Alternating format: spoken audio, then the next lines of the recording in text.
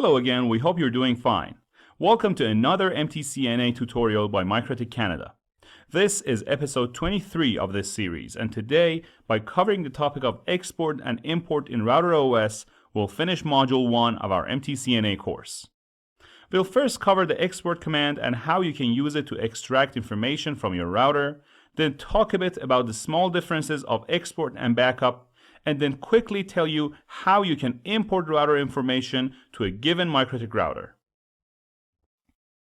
To use export on RouterOS, you need to use New Terminal. In the terminal window, simply type export and press enter. After a few seconds, all router information will be shown in the terminal window. You can either select all this information and then copy it in a text editor such as Notepad, or when using the export command, you can type export and then specify a file name. By doing so, if you refer to the Files menu, you can see that your export file has been created in the form of an RSC file, which you can then drag and drop on your desktop to save somewhere other than the router, just as you did with the backup file. So that's how you export router information. Now, there are certain differences between an export file and a backup file. As you can see, an export file does not have any encryption, and the information is easily available for anyone with access to the file. To compare, an encrypted backup file would look something like this, or in some other text editors, you will come across actual redactions of information.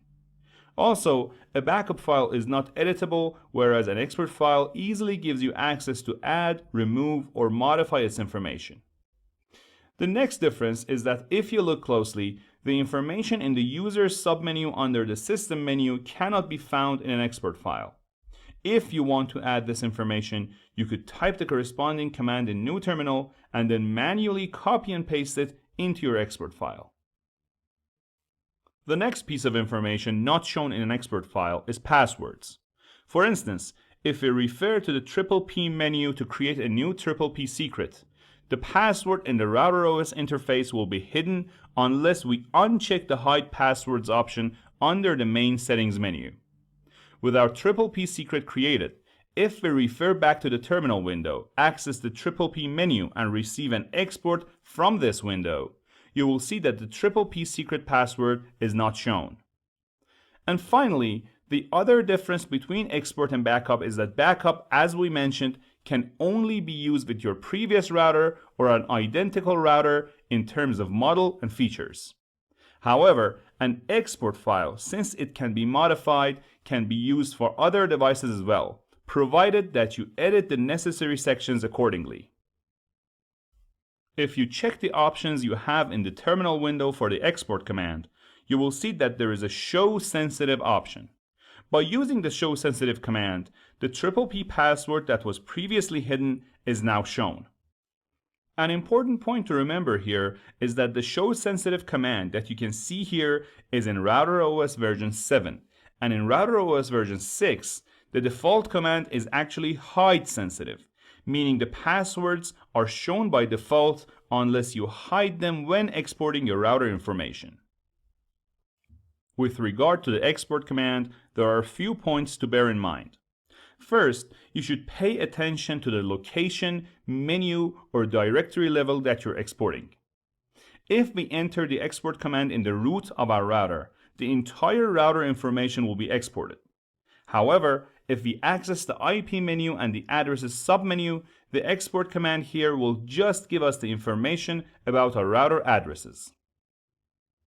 Furthermore, there are two other options in the terminal window concerning the export command, namely terse and verbose. As their names suggest, these two commands give you brief or detailed versions of the router info. If we input the export terse command, even by the looks of it, you can tell that the information is rather concise. But when we input the export verbose command, just see what happens to the scroll bar. As you can see, a great deal more information is now being given after the export verbose command.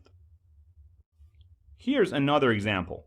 If we use the export command in the services submenu under IP, this is the information we'll receive.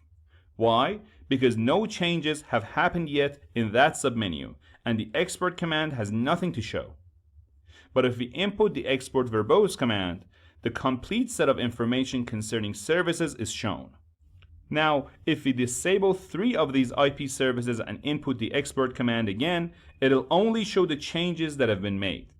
But by inputting the export verbose command, we can see all the information related to IP services. And in the end, let's learn how to import all this information. You'll first need to simply drag and drop an RSC file into the file list window in RouterOS. With your RSC file ready, refer to New Terminal, type import followed by file name, and then input the name of your intended RSC file. By clicking enter, all the information in that file will be imported into your router. Thank you for watching, folks. Make sure you subscribe to our channel, stay tuned for future episodes, and shoot your questions in the comments section. See you all later.